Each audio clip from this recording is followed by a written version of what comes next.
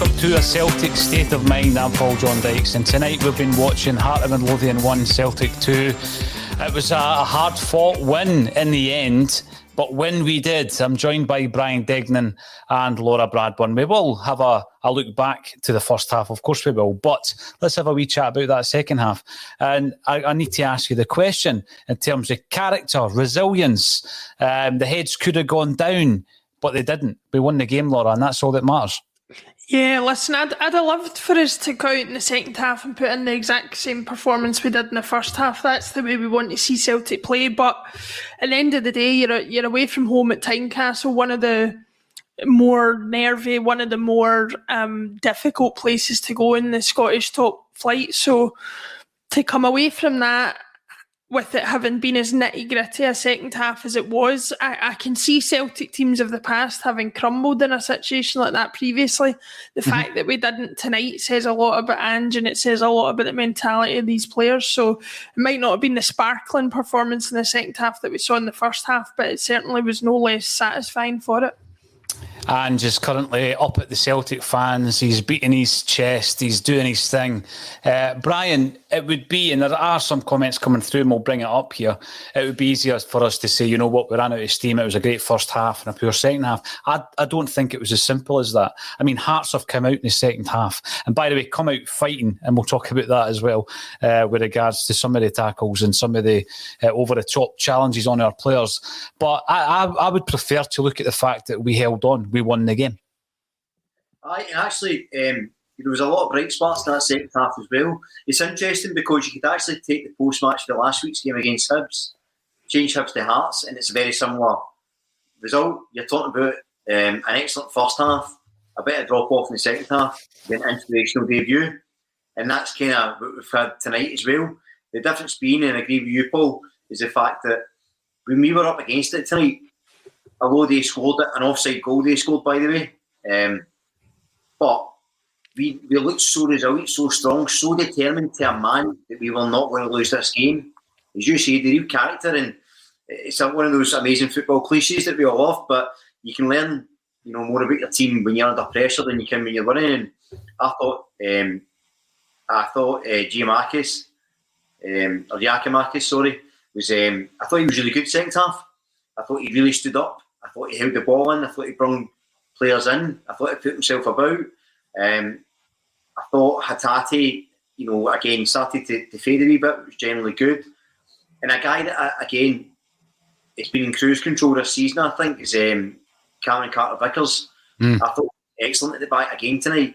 And what I'm going to say sounds really stupid, but Carol Starfelt's a much better player when he just has to defend. See when he's actually in the last 6 tackles and the pressure's on him, that's the best version of him, I think. My only ever worry with him is in possession, but I thought, again, he was solid tonight, put some really good tackles.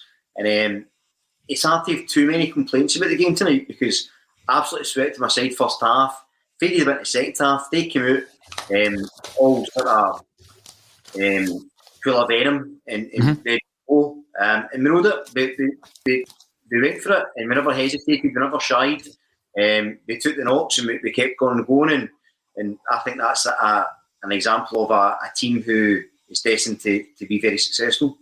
Well, you've seen it at half-time. Robbie Nielsen is remonstrating with the officials on the way up the tunnel. He's obviously gone in there and given his team a jag. They've come out and they've responded. You've got to think about that as well, the balance of that. But let's not forget Maeda, Rogic, are both missing. They're on international duty. McGregor, Ideguchi, Kyogo and Turnbull all injured. So we can't forget that. So it's a depleted team.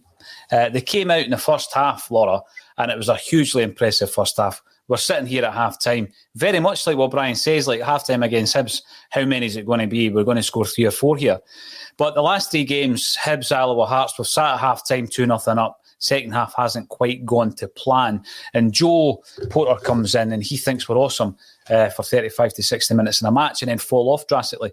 Now, I think there's a few reasons for that. The first one that we've said is, listen, you're up against the opposition that come out and they're a different beast in the second half, because Hearts were a different beast in the second half. But also, we could say, you've been playing this football for 6 months now, but not all the players have. We've got 5 new players in this transfer window, 4 of whom are going to be classed as first-team players. So we're supplementing the squad all the time. They then have to come up to speed. O'Reilly goes off. Could have been muscular, by the way, or looked like cramp by the time he went off. So it's going to be hard for them to adapt. And perhaps it will take another month or two before everybody is up to speed with Angie's philosophy and Angie's intensity. Laura, do you think that comes into play?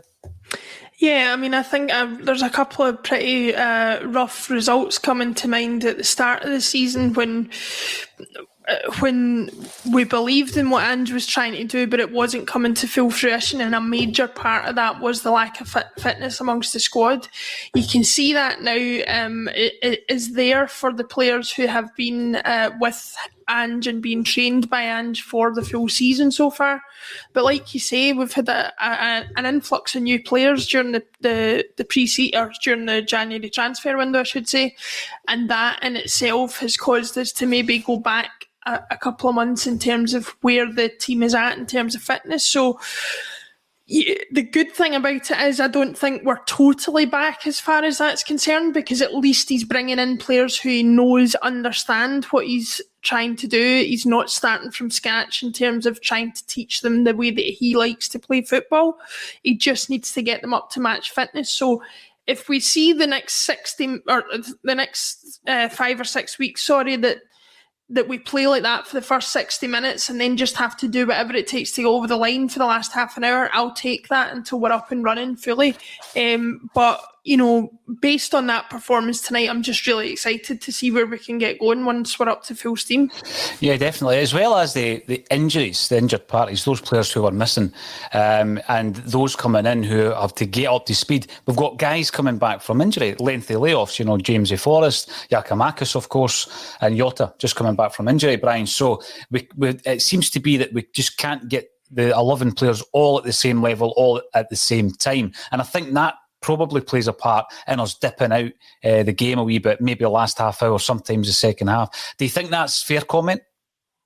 Yeah, I'd say that's probably pretty accurate. But again, the good thing about that is that despite that, we're seeing out results. Despite that, there's still a real hunger and fight there. And I mentioned that, I think at the start, the pre-match, there's a narrative around us just that we're lightweight, we're not physical enough. And I think that's nonsense. I totally disagree with that. And I think you saw it tonight because Hearts were brutal. Some of the tackles, again, were a shambles. They were getting away with murder at times, I thought.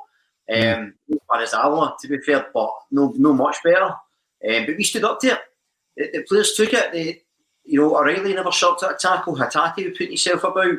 Also, CCV beat on big physical lads.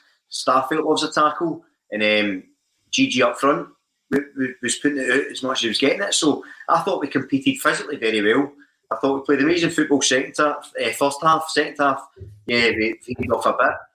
One of the things that I was thinking about, and I almost got in an argument with myself during the second half. That's impressive. That's impressive, right? And that guy Devlin, just got in an argument with myself. But I think that I was saying, and you've got to make a sub, you've got to make a change now and freshen it up. Mm-hmm. But then I was thinking, if you'd have brought on McCarthy and Sorrow earlier, what that would have done was we'd have invariably sat back and started to soak up pressure. Mm-hmm. Whereas at least with O'Reilly and Hatate on, when we did get a chance to counter, and we did counter a few times, we should have scored actually. Forrest should have laid it off earlier at one point. We were more likely to make them think twice. If we'd have put in McCarthy at that stage, and certainly Sorrow, I think that cost us. So I was kind of disputing it. So first I was shouting why we don't make a sub, and I thought actually he's probably right to not make a sub at this stage, especially when we Sorrow decided to go rogue and no bother running into the corner, just go for a cross when there's a couple of minutes left in the game. That was an interesting choice. There was, yeah, a bit left field, Brian. No, but you're right. There are some comments coming in saying, you know what, McCarthy and Sorrell probably should have came in earlier to shut the game down. But you are inviting that wave of pressure to continue, and the guys they're playing alongside have already had it maybe for 20 minutes. So, I get exactly the two sides of the argument that you were having with yourself there, Brian. Paul, as well. That might have been all right if a Kyogo or Maeda up front, whereas if they win the ball, they can just ping it. We didn't have that tonight. So again, you're having to have players that can get it through to Gigi or overlapping runs. So I think that's the other reason why he probably didn't make the subs, you know. I'm just seeing here that Matt O'Reilly's been named man of the match. So last week we give a debut to Hibs, against Hibs rather, to Rio Atati gets man of the match. This week it's another one of the new signings. And that, for me, is actually pivotal because we can't afford a body in the squad at the moment who's not going to hit the ground running. I'm not expecting everybody that comes in to give us a man of the match performance on their debut. But to get another 2 bodies in the door, and obviously Maeda, it really, really impressed us as well when he came in. I just think it bodes well for the coming season. Now, looking at some of the comments coming in, and please do make your comments. We're 1,500 strong in a live stream here. We're going out on Facebook, LinkedIn, YouTube, Twitch and Twitter. I think LinkedIn and Twitch are the kind of like left field choice of the discerning viewer, Brian. Not many people tune in on those platforms, but if you do get involved, I like to see the logos popping up. Most of you are looking at the stream on Facebook, Twitter and on YouTube. And if you are on YouTube, get yourself subscribing to the channel, because the last time I checked, we were 1 away from 16.8 thousand on the subscribers. So by the end of the show, I hope I can update that to 16.8. There we go, 16.8. Whoever just subscribed, thank you very much. It is something that we've got an eye on. It's been a good night all round. We will come to... We'll go back rather to the 2 goals, just in case anyone who's watching didn't watch the half-time analysis show. And we really need to celebrate those 2 finishes. But let's talk about some of the things that happened in the second half. And Brian, you've already touched on it. It's been a subject, a hot topic actually all week. And this is the hammer throwing. Now, people say, oh, come on, stop moaning. Right.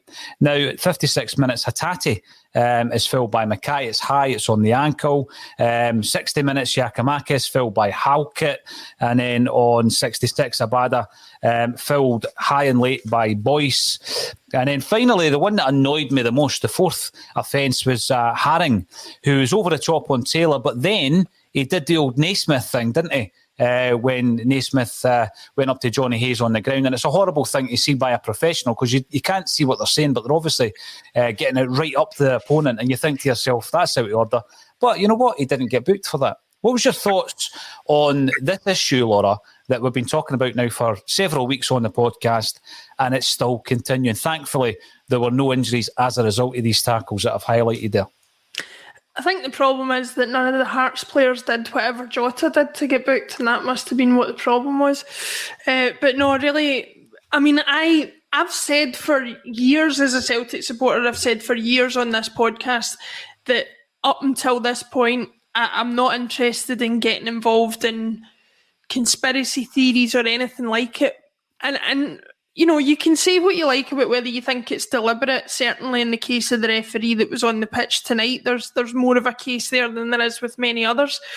But sometimes you just think, I can't keep trying to convince myself that the referees are just poor when it's as obvious and in your face as it was tonight.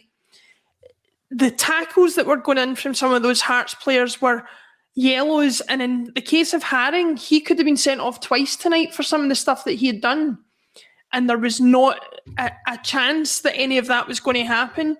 They get a penalty awarded to them, they get, you know, all these free kicks against us, they get as few bookings as the referee can muster, they get 6 minutes of injury time. Genuinely, I never usually say this, but they were given every possible opportunity to make sure that was a 2-each draw tonight, and they were just not good enough to even get it with the amount of opportunities they were given. I never ever sit here and say this, but tonight it was like playing against 12 men. Well, you know, you don't, Laura, you don't. And, you know, like the contributors on ACSOM, you strive for that kind of balance. But it's all, I feel almost like a broken record sometimes. We've won the game, Brian, and I'm saying to myself, why am I complaining? But you need to call these things out. We've got a guy sitting there missing this game. His face is swollen out to here and it's all bruised, and Callum McGregor. But that, for me, it was the worst outcome of the Alloa game. It wasn't the worst challenge in the Alloa game, incidentally. I just think that Ideguchi was very lucky, even though he's injured. And then we see the same again tonight. Some of the challenges were from behind. But as I say, the worst of it is Haring or Haring, and what he did in the tackle and then in the aftermath of the tackle. How could that possibly not be a booking offence when you look at Jota getting booked in the first half, Brian? I know it's so much inconsistency as well, isn't it? And I know it was brother Beaton that was on the game tonight, but and maybe we should expect that. But I just think that look, there's unconscious bias, right? Everyone has unconscious bias, right? And if you live in Glasgow and you're a football fan, you're going to favour one side over the other unconsciously. I generally don't think the referees intentionally try to cost Celtic points or cost Rangers points or whatever. I generally don't. I think it's too much a conspiracy theory. However, there is an unconscious bias and it will play into decisions because you're human. The other aspect is they're just really poor. And when you're looking at incidents during that game that are so wildly and consistently refereed, you have to question it. Now, I would obviously joke about Brother Beaton there, but I generally don't think they're like corrupt. I don't. But what they do is they open themselves up for that criticism by making such poor, inconsistent decisions during games. It's baffling. And just the last thing I want to say about refs in general, Don Robertson is the worst culprit for me.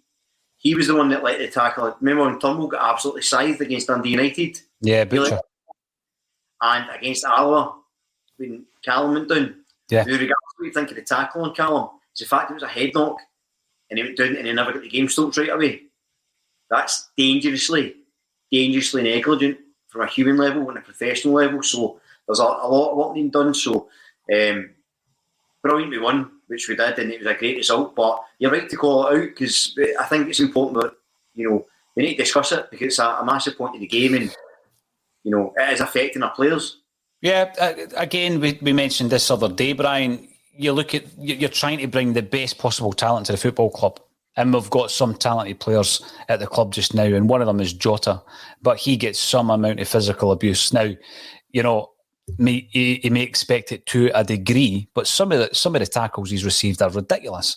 He's a ball player, and I asked the question the other night there, would it put players off? I don't know. Would it put players off? Frimpong was getting stretchered off, and it all comes down to money at the end of the day. I know that with regards to players and moves, but you don't want the Scottish game, Laura, to gather a reputation, not just amongst its fans, but prospective players coming into this country and into these shores. And because you want to see the best talent possible at Celtic Park.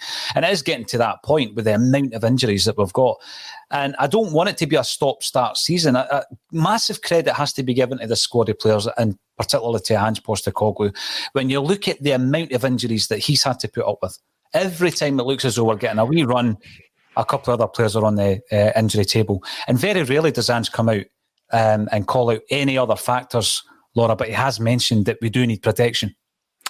Yeah, I mean, I do think we do need protection. I have to say, I saw somebody comment it just there, and I do agree. As much as I thought the refereeing performance wasn't up to scratch tonight, and I felt like there was plenty of times that Hearts should have been booked, it was far from the worst refereeing performance I've seen so far, but I still think he could have maybe handed out a few more bookings to Hearts in order to calm down the tackling. The other thing I would say about the injuries, though, is it's a point we've all raised on the show often enough, is we do need to look at ourselves as far as that's concerned, because quite a lot of them have been muscular injuries as well, and whether there's something, something going on behind the scenes as far as the training or the physio or the general way in which the players are being looked after and handled is also something that we need to look at. So there's a combination of things. You just hope that we've seen the last of our bad injuries for the season. Conor, I keep calling him Conor McGregor. He looks like Conor McGregor after what happened against Alloa, but Callum McGregor aside, some of these other injuries were accidental and just bad luck, but we just need to keep battling through. At the end of the day, football is a squad game. We need every member of the squad to play their part, especially if we've got any serious aspirations of winning the title this season. It takes more than just 11 players on a pitch. And Ange is proving that despite the hardships that he's facing this season, despite the runs of bad luck in terms of injuries and certain other things, he is making the best of a bad situation. And you can only wonder, how dominant we might have been if we'd had the full strength of squad and players at full fitness for the majority of the season. And it will come, and that's something to look forward to as well, Laura. That day will come where everybody's firing on all cylinders, everybody's fit. Bernadette, it's not good for your heart this season. No, you're right. We're all feeling that without a doubt. And there's a few people commenting, what a relief.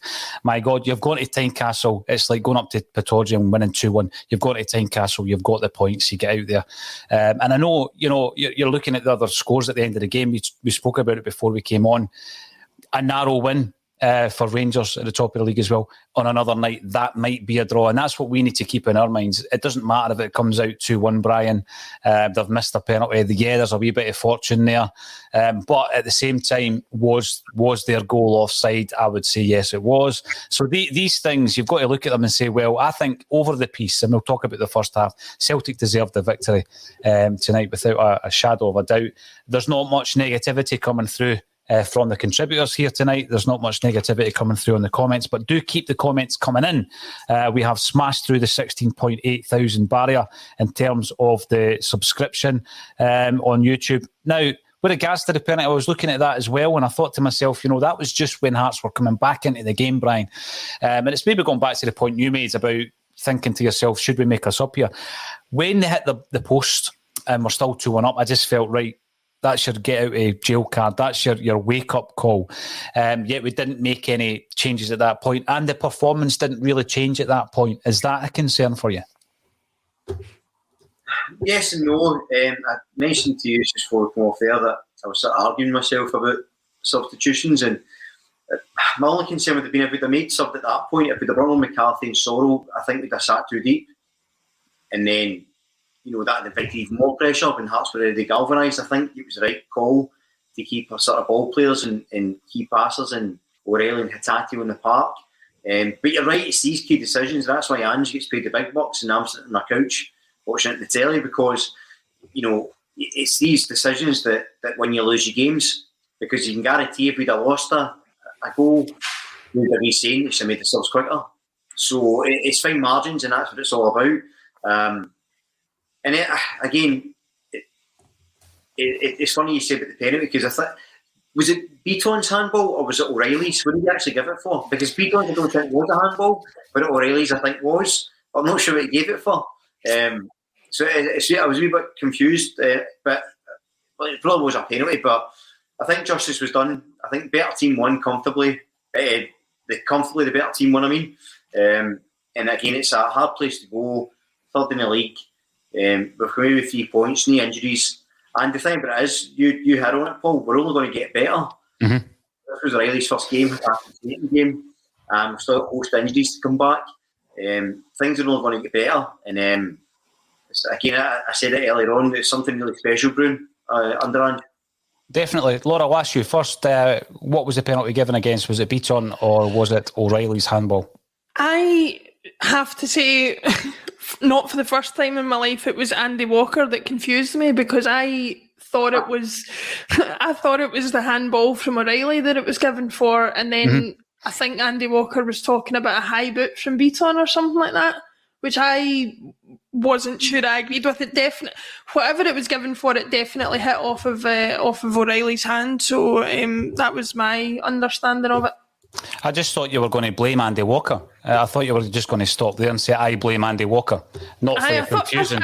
Well, after your admission tonight that it was one of your favourite players, I thought when your camera went, I thought, oh, Paul's had it, he's chucked it, after I slagged off Andy Walker there.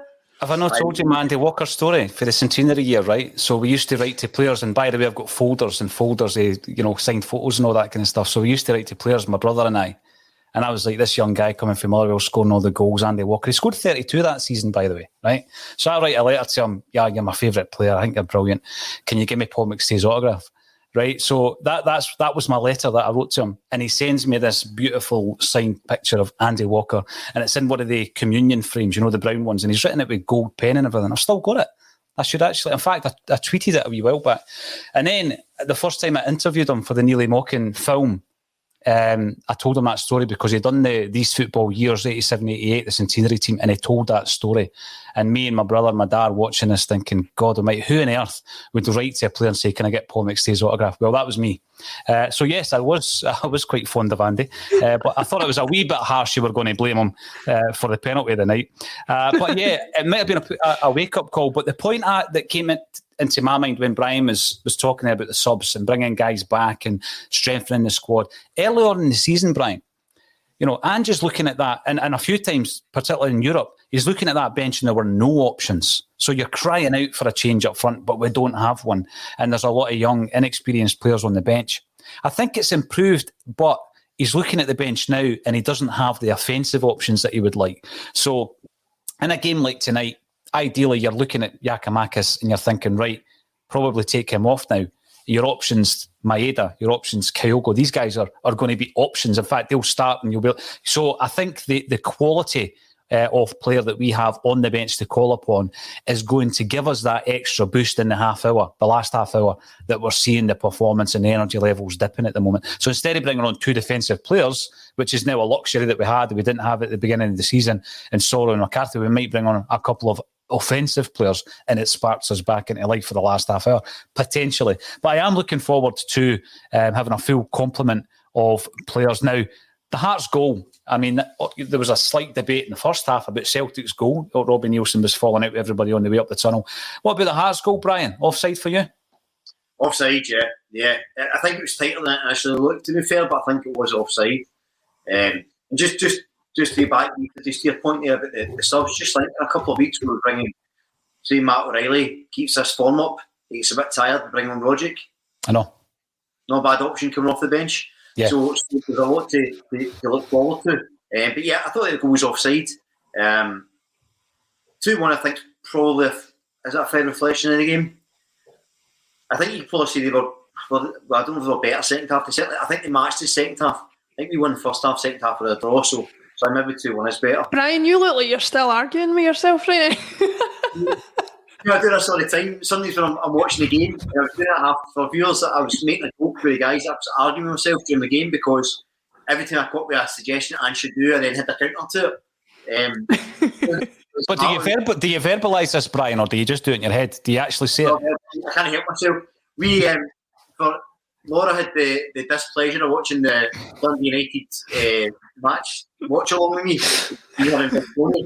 And every time she turned around, I was jumping about the couch and so I'm a bit of a nightmare, if I'm honest. I was going to say, I think Brian should do a solo match coverage one time just for it, because he could probably hold a conversation himself the way he goes on. It's brilliant. We'll get the two camera angles. We'll get the tangent cam, absolutely. I want to bring this up because you mentioned Cameron Carter-Vickers and also Starfelt, obviously, but Sean F. reckons he was excellent tonight. There were a couple of moments where Carter-Vickers mopped it up, but that is what a defensive partnership is all about. I agree with Brian, Laura, when it comes to Starfelt. I think that he's a natural defender, but he's not as natural with the ball at his feet. He still has an issue with the ball on his left foot. He swings, it seems, laboured. We've said that all season. But in terms of your back four with Hart behind you, the back four that started tonight is our strongest back four. Chris Jullien spent 2 games on the bench now. Would you be expecting into the next couple of games for to see any sign of Jullien? Because to be honest with you, I think the next couple of games are going to be as tense as tonight. The only thing that would make me wonder about seeing Jullien soon is one of the games being against Rangers, obviously, and the other fact of the matter being I'm a little bit kind of like, if it's not broke, don't fix it, don't rock the boat. And Starfelt's one of those ones that, took time to settle down, had an unfortunate injury himself at some part of the season just when he was getting settled, and looks like in the last couple of weeks especially, or since Christmas, he's really settled into his role again, which is good to see. I think it would be harsh on him, to be honest, if he did lose out over the next couple of matches. As much as I'm desperate to see Jullien back, I think Starfelt's done enough to say, no, you've got to come and earn this shirt off me, because Jullien's certainly not going to get it off Carter-Vickers, that's for sure. I'm going to bring this in as well. David Kelly joins us on the broadcast on a regular basis, David, and thanks for coming in. Have we done our apology? Well, I'm writing it as we speak, David, and I'll tweet it out to Giakoumakis. Of course we haven't. He was murder against Alloa, and you can say that. He had a bad game, and he wasn't murder the night. He had a good game tonight. It's not like I was comparing him to the likes of Tony Cascarino or somebody like that. Andy Walker, eh? Walker was a goal scorer in his first spell. Anyway, no, David, absolutely, yeah, gave him a hard time after the Alloa game. Absolutely, did have concerns that he was our only striker. But I think tonight, he celebrated with the old hands up at the ears, so that he's been getting a bit of jip, and he's proven people wrong. Brilliant finish, absolutely brilliant. And I think when he's holding the ball up like that and he's getting in and about these big rough and tumble centre halves, fair play to you. He's a different option. He's going to be a backup. He's never going to get a game in front of Kyogo and Maeda when they're fit. But he's shown enough tonight to say that, he's going to cause problems. But we said at the beginning of the game, we've no other option, and neither does he. He needs to step up to the plate. He did that tonight. I hope he can do it against Rangers as well in a couple of next Wednesday. But the thing is, we criticise Celtic players not because we want to get on their back, just because, you want the best for Celtic. And sometimes players don't play that well. And you are reacting right on the full-time whistle. And you're just saying it as you see it. Did he prove us wrong tonight? Absolutely. And I hope he continues to prove us wrong, Giakoumakis, because you want to see every signing doing well. We don't want another striker in here that's cost us £2 to £3.5 million that it doesn't work out for, because we've seen enough of them, Brian. All over the last 10, 15 years, the amount of money we've spent on strikers and they're out the door, and it looks as though Ayeti's the next one in line to move out, and we're going to lose money on him. But Giakoumakis is part of the squad, and at this moment, he's a massively important part of the squad as well. So thanks for tuning in again and for your support, David. And I'm sure Giakoumakis knows that the Celtic fans are behind him. Now, Brian, you're looking chuffed with yourself. We've won the game tonight. We're looking ahead to the next game. Hopefully there's no injuries being sustained this evening. But before we go, we can't leave without talking about Hatate's goal again, just in case anybody who's listening in just now didn't get the half-time show. I thought Hatate, in the first half particularly, was outstanding. I think we've got a real talent in our hands. And I'm going to say it again, that goal was Naka-esque. It was an incredible goal. It was absolutely brilliant. And yeah, as I said at the start, I think there's so many aspects of his game I like. Like, I love that when he does the crossfield pass and skips the first man. Mm-hmm. And it's almost like, it's funny because he must spot it and quickly take, because it doesn't seem to look up. It's wonderful skill. And I love the way and he's actually a bit like the Callum McGregor does it as well, but it's the way he takes the ball in tight areas and just brings it out. Mm-hmm. He never looks flustered or anything like that, or so far anyway. I think, and I think, what did we get him for? Was it 2 million? 1.5 million? When you look, the transfer fees for the 3 Japanese signings are something in the region of €5 million, and then you look at Matt O'Reilly, man of the match tonight, £1.5 million. Now we brought in, it's incredible. We brought in 13 to 14.5 each for Ayer and Edward. And that kind of spend, I mean, as I said before, we've spent a lot of money on dud signings over the years, but that kind of spend, I think it's so shrewd, Laura. And again, the markets will never stay like that. You can no longer get a Van Dijk from Dutch football for £2.5 million, because once you've got a couple of nuggets, everybody's all over the market. And I guess that's going to be happening with the markets that we've already tapped into. But for those 4 players, an outlay, let's say £6.5 to £7 million, that's astonishing. That's a great bit of business. Yeah, I mean, I was just thinking when you said about the 6 million or whatever it is, 5 million, 6 million, Martin O'Neill had to shell that out for Neil Lennon, John Hartson and Chris Sutton each, and that was 20 years ago, so you'd be expecting to pay at least that individually for the players of the quality that we've pulled in. So for Ange to be able to go out there, spend as shrewdly as he has done for the quality of players that he's brought in, and to shift off 2 players in Ayer and Edouard, who, yes, are worth the money that they were sold for, but certainly weren't going to provide that for Celtic any longer based on their performances.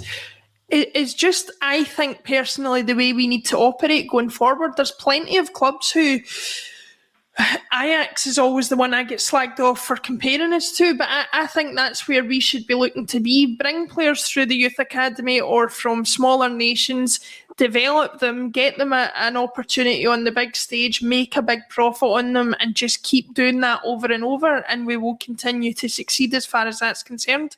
It does seem to be the way that we've been operating in the past decade or so, when you look at the quality of some of the players that we've had and been able to sell them on. Van Dijk, Edouard, Ayer being among them, and I think sometimes we just need to accept that, okay, we might not be the final destination for some players, but if we're a destination that becomes well known as being part of a pathway to the top, then I'm happy to be part of that pathway. Then it gives you the dilemma, I guess, that when everybody is fit, Brian, who is your midfield? Because, we've got two performers last week and this week who have come into the side. And we already had a midfield trio that we were pretty happy with in terms of McGregor and Turnbull and Rogic. So you've got loads of options, and then you ask yourself, who is the best set of players to play, or is it a game-by-game basis with the ever-constant Callum McGregor? Still getting loads of stick for Giakoumakis. Just enjoy the fact that he scored a great wee back heel. Come on now. I don't think he's expecting an apology from ACSOM for saying he was poor against Alloa Athletic. He scored a good goal that night as well, incidentally. And hopefully he goes on to score many more wearing the green and white hoops of Celtic. Listen, I love being reminded of everything that I get wrong. That's great, because that tends to mean that Celtic are doing well, and that's all that matters. Thanks everybody for getting involved. 1,500 live, which is tremendous. We've smashed through 16.8 thousand. And those subscribers should also hit the notification button so you don't miss the Alan Thompson interview this weekend. Alan was in great form. He's doing well. It was an absolute pleasure to speak to him. He's just released a book and we talk all about his football career, not just his Celtic career, and he was on great form. So thanks to everybody for getting involved on the social media channels and on YouTube. Thank you to Brian Degning and once again Laura Bradburn for joining me on A Celtic State of Mind.